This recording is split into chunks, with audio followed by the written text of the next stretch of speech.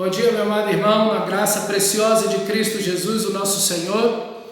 Vimos no último vídeo do livro de Isaías, do capítulo 62 até o 65, até o 64, como Deus vem chamando a nação de Israel ao arrependimento. Como eu falei para vocês, o texto vai ficando mais tenso, mais denso, as palavras são mais fortes, porque chega o momento final do livro. E também esse momento final do livro é arremetido lá no Novo Testamento para a segunda vinda de Cristo. Muito do que é dito aqui nesses últimos capítulos de Isaías são referências lá no livro de Apocalipse e também do Novo Testamento a respeito da segunda vinda de Cristo, do juízo final. Tem algumas coisas que se cumprem ali no imediato ou no imediato próximo, mas muita coisa está se colocando lá para o final, na segunda vinda de Cristo. Por isso que há bastante citação desses textos aqui e imagem paralelos lá no livro de Apocalipse e também em outros textos do Novo Testamento.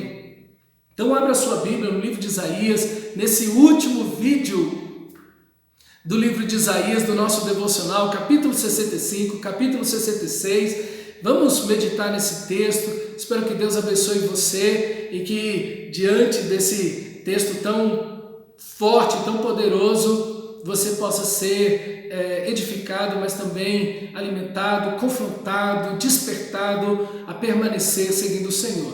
O capítulo 64, Isaías começa a orar. Diante de toda a destruição que Deus está mostrando por causa da rebeldia, Isaías não vê arrependimento em Israel, pelo contrário, vê Israel progredindo no pecado, avançando no pecado. Então Isaías, ele começa a orar no capítulo 64, dizendo: Deus, tem misericórdia de nós, porque nós pecamos, e como é que vamos ser salvos? Não há retrocesso, não há volta, o povo continua na idolatria e vai avançando. Então o povo está avançando, crescendo no pecado diante do Senhor. E Isaías vê que isso só vai terminar em juízo mais pleno possível. Então ele pede misericórdia a Deus, ele ora. Só que Isaías está com a sua cabeça o quê? Ele diz: Senhor, a cidade de Jerusalém, as outras cidades, o nosso templo glorioso e toda aquela coisa. Então ele está com uma mentalidade muito perto daquela que é a mentalidade dos discípulos, quando Jesus está dentro de Jerusalém. E aí eles falam: Senhor, que grandes pedras, olha que coisa maravilhosa, enfim, do templo e tudo. E Jesus tanto amaldiçoou a cidade de Jerusalém como amaldiçoou o templo, mostrando que o juízo viria em Jerusalém, chorando, não é com alegria que Deus faz isso, pelo contrário, Jesus desata a chorar ali em frente de Jerusalém, chorando na entrada triunfal. Lucas mostra esse choro de uma forma especial. E também aí Jesus falando que não ficará pedra sobre terra, pedra sobre aquele templo, mas que tudo aquilo seria destruído. E a resposta de Deus aqui, diante da oração do profeta Isaías, é que Deus está buscando pelos gentios. E é esse o texto que Paulo vai usar justamente na Epístola aos Romanos: fui buscado pelos que não perguntavam por mim, foi achado por aqueles que não me buscavam. Um povo que não se chama pelo meu nome, eu disse: eis-me aqui. Estendi as mãos todos os dias a um povo rebelde, e como Paulo vai dizer, rebelde e contradizente, que anda por caminho que não é bom, seguindo seus próprios pensamentos, e povo que de contínuo me irrita abertamente, sacrificando em jardins e queimando incensos sobre altares de tijolos, que mora entre as sepulturas e passa a noite em lugares misteriosos, que come carne de porco e tem em seu prato ensopado de carne abominável. Povo que diz: fica longe de mim, Deus. Esse é o contraste. A resposta de Deus para Isaías, e essa é a resposta que Paulo vai mostrar lá em Romanos capítulo 9, 10 e 11, aqueles capítulos tão difíceis que falam da questão da predestinação, do futuro de Israel, como é que vai ser isso? E Paulo vai dizer: Deus não rejeitou seu povo por completo, pelo contrário, Deus tem um remanescente, um resto. Ele vai lembrar daquele texto de Elias, né? Eu tenho 7.000 que não dobraram o joelho diante de Baal. Deus tem um remanescente dentro do povo de Israel que ele vai salvar. Mas veja, o texto, realmente a resposta de Deus é que as nações estão buscando o Senhor. O seu povo é aquele povo de toda tribo, povo, língua e raça, é aquela promessa lá a Abraão: em ti serão benditas todas as famílias da terra. Enquanto Israel está naquele nacionalismo desenfreado, sem lógica alguma, e está voltado para a idolatria, abandonou a Deus, separou-se de Deus completamente, quebrou a aliança, Deus está estendendo a sua salvação às nações. E é o que vemos: o povo de Israel abandona o Senhor. Vemos que ele veio para os seus, mas os seus não receberam, mas a todos quantos receberam, deu-lhes o poder de serem feitos filhos de Deus, a saber, os que creem em seu nome. Então vemos que o plano de Deus não fica restrito, não se detém porque Israel não quer, ok? Como Paulo disse, para Israel veio endurecimento, e veio então o evangelho aos gentios. Então Deus estava estendendo todos os dias a mão a esse povo, que está seguindo o seu próprio coração, que está seguindo os seus próprios pensamentos, e abertamente na idolatria, francamente rejeitaram o Senhor e a sua palavra. E Deus não vai deixar isso impune, como nós vimos no vídeo passado, nos textos passados, que o evangelho tem dois lados: o amor, a graça, a misericórdia, que dura 1 ano, mas o dia da vingança do nosso Deus. Então a misericórdia é muito maior, o amor é muito maior, a graça é muito maior, mas isso não quer dizer que não haverá juízo, vingança, ira por parte de Deus. Então ele pisa o lagar dele, com certeza, e o dia da ira, da vingança chegará.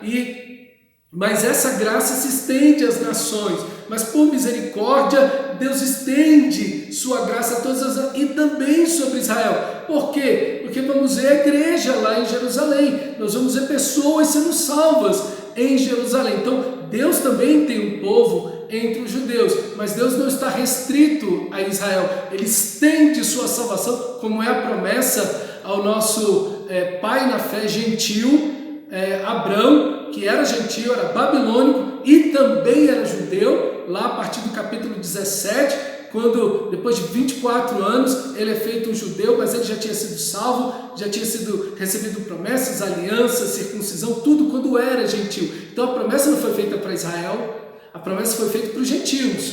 Israel também é incluso nessa aliança. E é o que Paulo argumenta, por isso que os judeus odiavam Paulo, queriam matá-lo, né? Por causa disso, porque Paulo mostra que, cronologicamente falando, no texto de Gênesis, a aliança, promessas, a ratificação, a salvação, tudo isso é feito com o gentil, né? Lá no capítulo 15, versículo 16 de Gênesis, Abraão crê em Deus e isso lhe foi imputado por justiça. Abraão é salvo quando ele é gentil, não quando é judeu. Enfim, então toda essa argumentação de Paulo revela-se aqui nesse texto. Deus está estendendo sua graça, seu amor. Então, meu amado irmão, nós como igreja temos aí a nossa missão: pregar o evangelho a toda criatura, fazer discípulos de todas as nações. Esse é o chamado da igreja, a missão da igreja, porque é a missão de Deus. Você não tem uma missão diferente da de Deus, a igreja não tem um caminho diferente do de Deus, a igreja tem o mesmo caminho, a mesma missão, que é pregar o evangelho, fazendo discípulos de todas as nações, batizando-os em nome do Pai, do Filho e do Espírito Santo. Então esse é o chamado de Deus para a igreja, e é isso o que Deus nos chamou a fazer como missão, como povo de Deus, porque essa é a direção de Deus, todas as nações. Mas o versículo 12 diz: porque ele chamou, mas não foi atendido, ele falou, mas não foi ouvido. Então agora o juízo é esse. O juízo é porque Deus estendeu as mãos para Israel todo dia, chamou e falou, e eles não ouviram. Então eles serão disciplinados. E aí no versículo 13, a palavra servos vai aparecer 4 ou 5 vezes nesse texto. Os servos do Senhor são aqueles que vivem sob o governo de Deus, sob o senhorio de Cristo. Os meus servos exultarão, os meus servos serão abençoados, os meus servos. E aqui está a identidade do Filho de Deus, do povo de Deus, da igreja. Nós somos servos de Deus, nós estamos debaixo do senhorio de Deus. Ele chama, nós respondemos, ele fala, nós atendemos.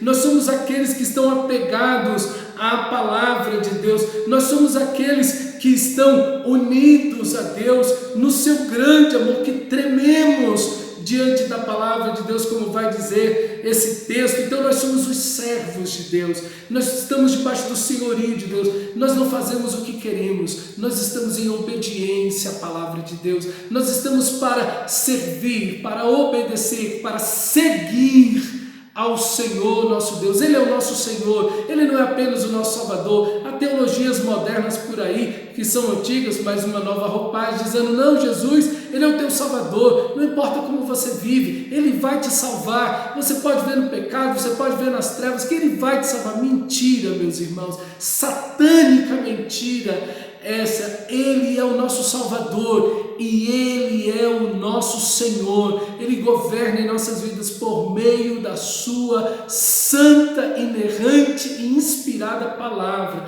Nós vivemos em obediência à palavra de Deus.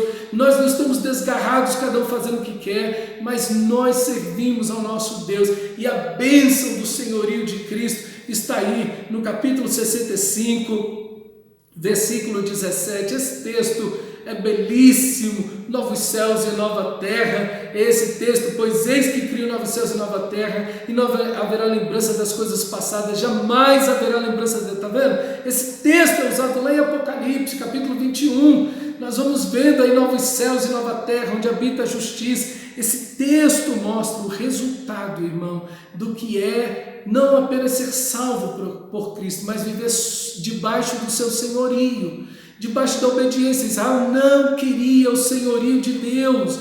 Israel sempre quis que Deus o tirasse dos seus buracos e as suas tragédias. Eles viviam a vida toda errada, e quando estavam lá, debaixo do sofrimento, debaixo dos inimigos, eles queriam que Deus os resgatasse de lá. Esse sempre foi o ciclo de Israel, mas não é o nosso. Infelizmente, muita gente hoje está pensando isso do Evangelho. Muita gente hoje está pensando que o Evangelho é isso. Você se mete um monte de encrenca, cria um monte de dívidas, faz um monte de burrada na vida, e Deus vem toda vez e te tira de lá. E você, depois que sai de lá pelo milagre, pela campanha, pelo óleo ungido, pela oração do super ungidão e aquela coisa toda, você volta no pecado, e Deus depois volta lá para te pegar de novo. E você volta para o pecado, Deus vai lá e te resgata e te abençoa, e você volta para o pecado. Não, meu irmão, nós vivemos debaixo do senhorio de Cristo. A santidade é a marca, a fidelidade e a santidade são a marca do verdadeiro cristão, porque sem santificação ninguém verá Deus. Ele te salva do pecado, te tira das trevas, da lama, das garras do diabo e do pecado, e te santifica, e te purifica, e te dá poder, te dá força pelo Espírito Santo para você viver essa palavra, porque o pecado não tem controle, domínio, senhorio sobre vós, porque você tem o Espírito Santo, foi lavado pelo sangue de Jesus, diz Paulo em Romanos capítulo 6, capítulo 7 e capítulo 8, você foi lavado pelo sangue de Jesus.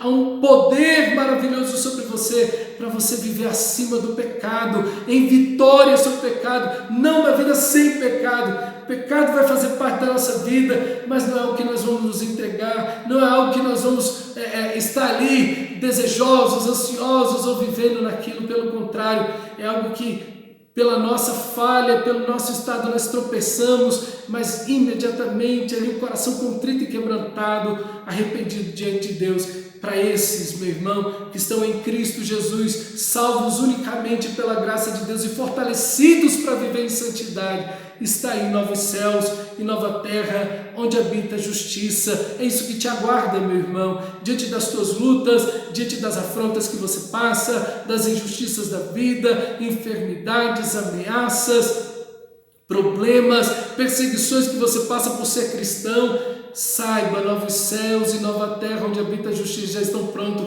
Na casa do meu Pai, disse Jesus, há muita morada, viu? Ele está lá, a casa é uma única casa, e tem vários cômodos, vários quartos, e Ele tem um lugar especial para você ali. Continue batalhando, continue fiel ao Senhor, continue em santidade, não se desvie do nosso Deus, não enfraqueça na fé, não se desvie de Deus, permaneça firme, porque Ele, o nosso Senhor, vai cuidar de você, vai guardar você, e Ele já tem seu nome escrito no livro da vida. Permaneça firme.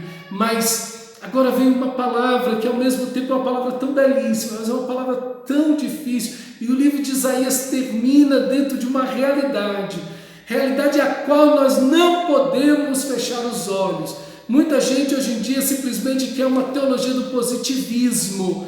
As pessoas querem uma teologia da prosperidade, aquela coisa positivista, coach, né? Aquela coisa, né? Upgrade, você vem para rir, para ser levantado, para se sentir, mas aqui o livro de Isaías coloca o nosso pé no chão, assim como toda a Bíblia, né? E essa teologia positiva não é bíblica, a do coach também não. Nós temos que estar na teologia bíblica. Aqui está o texto sagrado, o que Deus de fato está fazendo, e a resposta para Isaías. Isaías termina o capítulo 64 falando: Senhor, o templo, a cidade, e aí Deus responde para ele também no capítulo 66 dizendo: o céu é o meu trono, a terra é o estrado dos meus pés, que casa me edificareis vós, qual lugar do meu repouso? Porque a minha mão fez todas essas coisas, e todas vieram a existir, diz o Senhor. Mas o homem para quem eu olharei é este, o aflito e o abatido de espírito, que treme da minha palavra. Oh, meu irmão, aqui está a resposta. Os discípulos, assim como Isaías, estavam olhando o templo, estavam olhando a cidade. Deus não está dizendo: eu não vi meu filho para morrer por um lugar físico. Eu não estou interessado numa armação de concreto, coberta de ouro. Isso não tem sentido algum. Eu estou atrás daquele que está aflito e abatido de espírito e que treme na minha palavra. Os quakers, né? Aqueles que tremem diante da santidade de Deus, que tremem diante da palavra de Deus. Aí está o povo de Deus, meu irmão. Jesus não morreu pelo concreto, Jesus não morreu por uma estrutura, Jesus não morreu por uma cidade, Jesus morreu por um povo que vem de toda tribo, povo, língua e nação, meu irmão. Por isso que Jesus amaldiçoou o templo, porque eles fizeram daquele lugar uma caverna de ladrões, e a destruição de Jerusalém também foi dita por Jesus que aconteceria. Deus não está ligado à cidade, a estruturas. Não é nesse lugar. Onde vamos adorar? Aqui é o lugar de adorar ou em Jerusalém? O que Jesus respondeu para a mulher samaritana no capítulo 4 de João? Nem aqui, mulher, e nem em Jerusalém. O Pai procura adoradores que o adorem em espírito e verdade. O Pai não está procurando um lugar, o Pai não está procurando um templo, o Pai não está procurando uma cidade, Ele está procurando adoradores, Ele está procurando seus filhos que tremem da sua palavra, contritos e quebrantados. Esse é o povo de Deus, meu irmão. É essa a resposta aqui.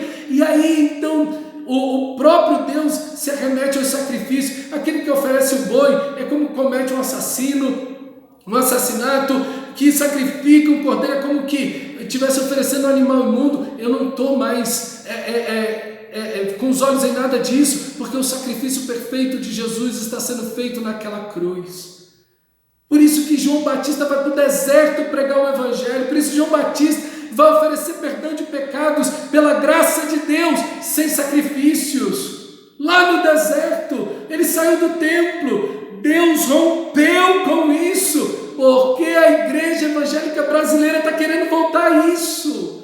É isso que não dá para entender, meu irmão. Falta a Bíblia, falta Novo Testamento, falta olhar para o texto e ver que Deus não está mais olhando para nada disso, que isso foi sombra daquilo que haveria de vir, e que Deus fez novas todas as coisas em Cristo Jesus, o nosso Senhor. O sacrifício perfeito foi feito. O que é que a igreja quer usar talite, kippá, tocar chofar e essa coisa toda? Para que isso? Nós temos o Novo Testamento, nós temos Cristo Jesus, o nosso Senhor, meu amado irmão. Que coisa gloriosa é o que temos, o nosso Senhor da glória. Ele não quer casa, Ele não quer templo, Ele não quer cidade, Ele não quer sacrifícios. Ele está à procura de pessoas contritas e quebrantadas, que tremem na sua presença, na sua palavra. Você treme da palavra de Deus, meu irmão? Como é que você está levando a palavra de Deus? Como você está lidando com a palavra de Deus? Sua vida devocional. É aí que Deus está olhando, meu irmão. Sua vida de oração, de adoração, de leitura da palavra, o culto que você presta a Deus, a missão de pregar o evangelho a toda criatura. É aí que está o coração de Deus, é aí que os olhos de Deus estão em relação a você. Você treme da palavra de Deus, você está em obediência a essa palavra, você só sabe essa palavra. Ah, pastor, eu sei que eu tenho que ser fiel a Deus, mas você sabe, né? Não sei não, irmão, sei não sei mesmo. Deus te chamou a obediência, meu irmão, tremer diante da palavra de Deus, não é tremer diante do que o homem diz, não é tremer diante do que a cultura diz, é tremer diante das escrituras sagradas, do senhorio de Cristo, porque é através da palavra de Deus que Ele governa a sua vida e a sua igreja. Jerusalém celestial é a nossa mãe, essa Jerusalém celestial, que é esse povo de Deus, esse é o destino da igreja. Mas em contraste com isso, e aqui termina o livro de Isaías, meu amado irmão, que Deus está trazendo de todas as nações, Deus está trazendo os povos diante da dureza de Jerusalém. Como diz o versículo 15, o Senhor virá em fogo, e Ele vem com a espada, sua espada é com fogo, Ele vai destruir realmente todos aqueles que se opõem ao seu Filho, todos aqueles que vivem nos seus próprios pecados e não são salvos pela graça de Deus. Ele vai vir trazer juízo, é o que diz o versículo 15, 16 e 17. Mas olha o versículo 18, porque conheço as suas obras e os seus pensamentos, e venho para juntar todas as nações e línguas, eles virão e contemplarão a minha glória, porém entre eles um sinal, e alguns dos que foram salvos enviarei às nações. Ele vai dizendo às nações, está vendo? Enviarei às nações. Esse povo salvo tem uma missão, essa missão é a própria direção de Deus. O mesmo Deus que se revelou a Israel, agora se revela ao mundo inteiro. O mesmo Deus que trouxe salvação a Israel, traz salvação ao mundo inteiro. Essa é a direção da igreja, fazer discípulos de todas as nações, pregando o evangelho a toda criatura. É você pregando na sua casa, sua escola, seu trabalho, sua vizinhança, seus amigos. É você ser um instrumento de Deus, meu irmão. É essa a direção de Deus. Tremendo diante da palavra de Deus, contrito e quebrantado de espírito. E esse povo que está sendo reunido de todas as nações estará junto com o Senhor. Versículo 22, porque como os novos céus e a nova terra que hei de fazer estarão diante de mim, diz o Senhor, assim há de estar a vossa posteridade e o vosso nome. E será que de uma lua nova a outra lua nova, de um sábado a um outro sábado, virá toda a carne adorar perante mim, diz o Senhor. Isso é, todas as nações reunidas, todo o povo de Deus, vindo de todas as nações, reunido de todos os povos, tribos, línguas e raças, de toda a etnia, diante do Senhor, a igreja, o povo de Deus, o Israel de Deus, que é a igreja, esse povo de todas as nações, filhos, todos descendentes de Abraão, que vivem pela mesma fé, crendo no mesmo Messias, estarão diante de Deus cultuando ao Senhor. Veja a importância do culto aqui. Cultuando ao Senhor. Eu não entendo porque tem crente que negocia culto, meu irmão. Quem não participa de culto aqui, quem negocia culto aqui, não pode participar de culto lá. Lá será um culto eterno. Será um culto eterno. Meu Deus do céu, igreja, desperta em nome de Jesus. E o texto termina, meu irmão, que esse povo que se reúne nesse culto, se reúne para ver a glória de Deus. Mas esse mesmo povo que vê a glória de Deus, olha no versículo 24, esse mesmo povo que olha para os céus e vê a glória de Deus, vai olhar e ver isso aqui que diz o versículo 24, eles sairão. E aí parece que eles saem dali de onde eles estão no lugar do culto, eles vão sair e verão os cadáveres dos homens que foram rebeldes contra mim, porque o seu verme nunca morrerá e o seu fogo nunca se apagará, e eles serão um horror para toda carne. O livro de Isaías começa com um culto, capítulo 1, e termina aqui com um culto. O livro de Isaías termina com adoração, com glória a Deus. Mas o livro de Isaías, meu amado irmão, termina com o povo de Deus, lá na glória, olhando o inferno. Essa expressão aqui, que o verme nunca morrerá e o fogo nunca apagará, está nos lábios de Jesus. Quando Jesus diz justamente isso, que aqueles que rejeitam o Filho estarão nessa destruição. Na glória não apenas veremos a pessoa de Deus tão extraordinário, cultuando o Senhor, adorando o Senhor, mas também olharemos o inferno. O inferno será um testemunho eterno do que significa rebelar-se contra Deus. Lá estará o diabo, lá estarão todos os demônios, lá estarão todos aqueles que foram rebeldes contra Deus, contra o Filho de Deus, contra Jesus Cristo. Esse é o Evangelho.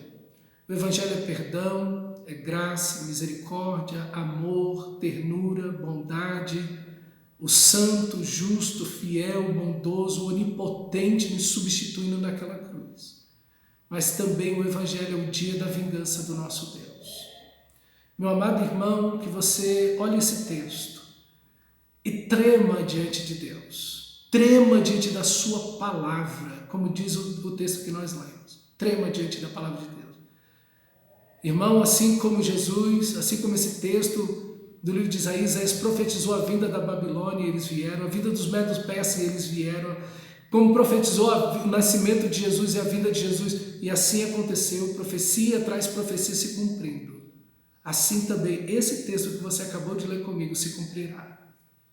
Um dia estaremos diante de Deus na glória eterna, adorando o seu nome, exaltando o seu nome, e sairemos dali, e por alguns instantes estaremos olhando o inferno, olhando as pessoas ali, ainda revoltadas, ainda nos seus pecados, ainda nas suas trevas, e os veremos ali pecando e blasfemando contra Deus. E estão ali porque querem, ali não há arrependimento, ali não, como Jesus mostra naquela parábola do rico e do Lázaro. O rico em tormentos, nas chamas, no inferno, não há nenhum arrependimento, não há nenhuma volta a Deus, tampouco existe nenhum senso de injustiça. Eu estou aqui, isso é injusto. Não há nenhum senso de injustiça, ele sabe que está ali porque merece, mas não há nenhum arrependimento, não há nenhum pedido de perdão, pelo contrário, ele continua pecando. Ele quer que Lázaro sirva, ele ainda continua sendo o centro da sua própria vida, ele está em busca ainda dos seus próprios prazeres. Isso é o inferno. Isso é o inferno. E nós veremos isso, meu irmão. É o que o texto sagrado diz. E o inferno será uma testemunha do que será a vida de todo aquele que se rebelou contra Deus. Para que nós possamos temer a Deus, mas também ser gratos a Ele. Todas essas pessoas que estão no inferno foram alvos do amor, da graça, da bondade, da misericórdia, do Evangelho, das chuvas, dos sols, do alimento, de toda a provisão, de todo o amor de Deus. Mas recusaram isso. Recusaram isso. O julgamento é esse, disse Jesus. A luz veio ao mundo e os homens amaram mais as trevas do que a luz. Amaram mais as trevas do que a luz, porque suas obras eram más. Que esse texto te motive a viver em santidade, a amar a Deus, a ser fiel a Ele, a adorá-lo, cultuá-lo, a continuar na missão de Deus, a ter o seu coração tremendo diante da palavra de Deus em obediência ao Senhor, mas que te leve esse texto também a pregar o Evangelho, falar do amor de Cristo, anunciar o Senhor da glória, falar do Evangelho, dos dois lados do Evangelho, do ano aceitável do Senhor, do dia da vingança do nosso Deus, falar de todo o Evangelho, pregando o Evangelho. Que esse livro de Isaías tenha sido uma bênção na sua vida, como foi na minha, meu irmão, e tem sido na minha. Que Deus continue usando sua vida e que você continue fiel e firme diante do Senhor da glória, sabendo que esse nosso Deus tão maravilhoso está voltando. E essa palavra vai se cumprir. Assim como todas as palavras desse livro se cumpriram, essa palavra vai se cumprir, não vai cair por terra. e nos veremos na glória para todos sempre, amando, glorificando, adorando, exaltando aquele que é o nosso grande amor. Deus te abençoe, meu irmão, em nome de Jesus.